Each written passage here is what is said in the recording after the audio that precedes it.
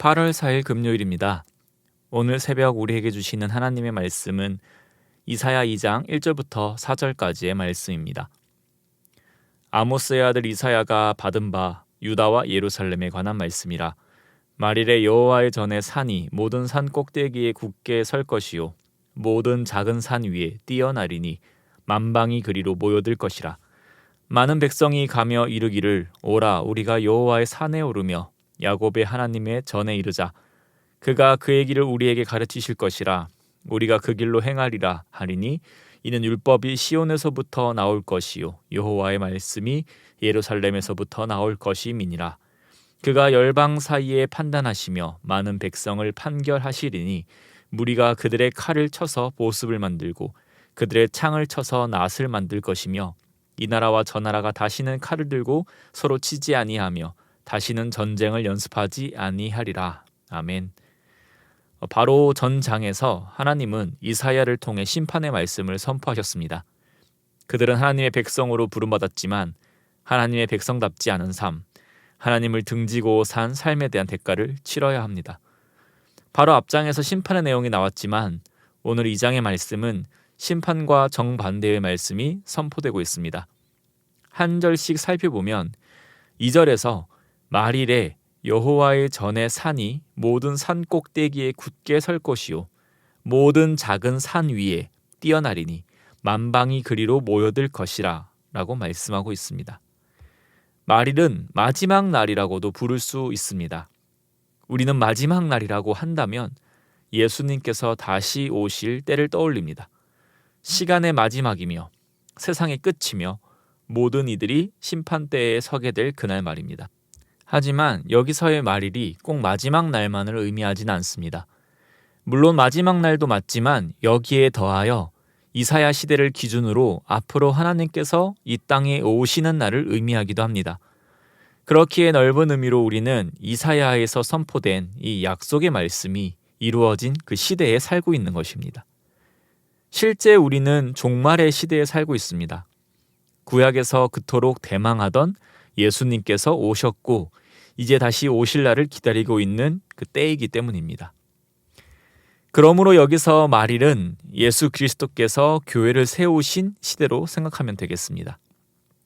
이 말일에 어떤 일이 일어나나요? 여호와의 전에 산이 모든 산 꼭대기에 굳게 설 것이요라고 말씀하고 있습니다. 우리나라는 산이 참 많습니다. 그리고 산들이 대부분 높습니다. 그러나 이스라엘에는 높은 산도 물론 있겠지만 우리가 동산이라고 부르는 낮은 산들도 참 많습니다. 하나님의 전은 산이라고 부르기 힘든 낮은 곳에 세웠습니다. 그러나 본문에서는 이 성전이 있는 산이 모든 산 꼭대기에 굳게 설 것을 말씀하고 있습니다. 이것은 이사야 당시 사람들의 그 생각을 반영해주고 있는 것입니다. 이 당시 사람들은 신은 높은 산 위에 거하는 존재로 보았습니다.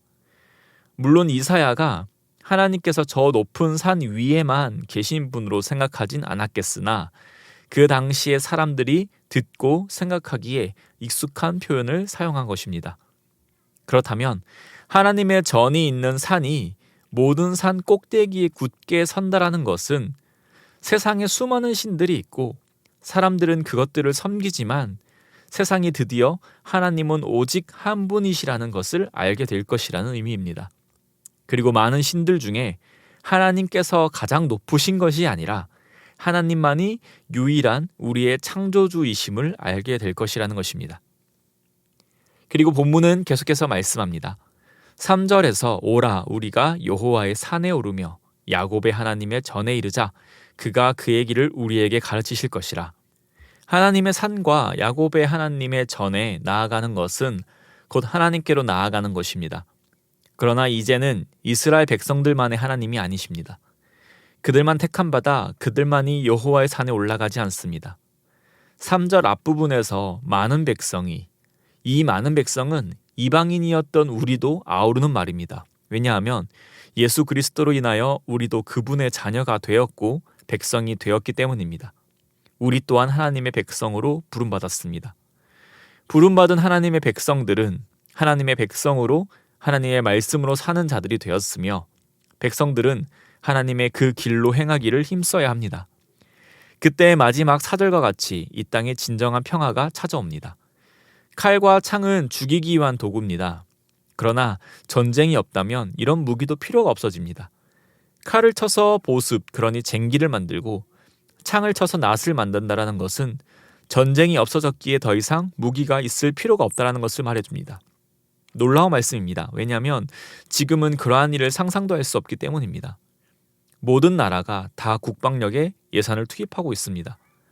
당장 전쟁이 일어나지 않아도 계속해서 군사에 돈을 투자하는 것은 이 전쟁이라는 것이 언제든지 일어날 수 있기 때문입니다. 그렇기에 이 땅에 진정한 평화는 없습니다. 그 평화는 하나님께로부터만 나올 수 있으며 그렇기에 예수님께서 이 땅에 친히 오셨습니다.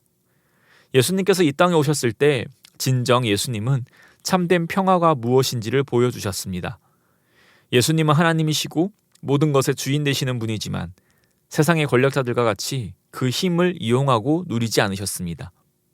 오히려 섬기셨고 십자가에서 죽으셨습니다. 예수님께서 보여주신 그 참된 평화를 온 세상 사람들이 알게 되었고 아직은 완성되지 않았지만 예수님께서 다시 오실 그때에 진정으로 완성될 것입니다. 사랑하는 성도님, 오늘의 본문이 선포되었을 당시는 미래의 일을 선포한 것이지만 오늘 우리는 이사야가 선포한 것이 어느 정도 이루어진 그런 시대에 살고 있습니다. 아까 앞에서 함께 나누었던 것처럼 예수님께서 이 땅에 오시고 하나님의 백성들은 교회 공동체를 이루고 있기 때문입니다. 그리스도로 인하여 우리는 이방인이었지만 예수 그리스도를 구주로 고백하는 믿음을 소유하게 되었습니다. 하나님의 자녀들로 우리는 살아갑니다. 그리고 우리는 과연 하나님만이 유일한 신이시며 참 하나님임을 알고 있습니다. 이 하나님에 대한 지식이 이스라엘에만 유다만 가지고 있는 것이 아닌 전 세계에 알려졌습니다. 즉 그리스도의 복음이 세계 곳곳에 퍼졌습니다. 그렇게 먼저 오늘 말씀을 우리가 함께 보면서 하나님 앞에 감사하는 자들이 되기를 원합니다. 하나님의 그 선하신 뜻을 따라 구원을 선물로 받은 자들로 살아가는 것이 얼마나 기쁘고 복된 일인지를 다시 한번 생각하면서 감사하는 우리가 되기를 원합니다. 또 구원받은 자들로 우리는 어떻게 살아가야 할지를 늘 고민하는 신앙인이 되기를 원합니다. 3절의 말씀과 같이 하나님의 가르침을 따라 살아가는 우리들답게 우리가 그 길로 행하리라 하는 믿음의 고백이 있기를 소망합니다. 그래서 우리가 살아내는 그곳이 그리스도인인 나로 인하여 칼이 보습이 되고 창을 낫으로 만드는 그 하나님의 놀라운 역사를 또한 경험하시기를 소망합니다. 또한 아직 완전히 임하지 않은 그 하나님 나라를 소망하며 언젠가는 다시 오실 예수 그리스도를 믿음으로 살아가시는 귀한 오늘 하루가 되시기를 소망합니다. 기도드리겠습니다. 하나님 아버지 감사드립니다. 오늘도 하나님의 자녀로 하나님의 사랑받은 자로 살아가게 하시니 감사드립니다. 하나님의 사랑과 계획하심으로 그리스도의 복음을 듣게 되고 깨닫게 되고 믿게 하시니 감사드립니다.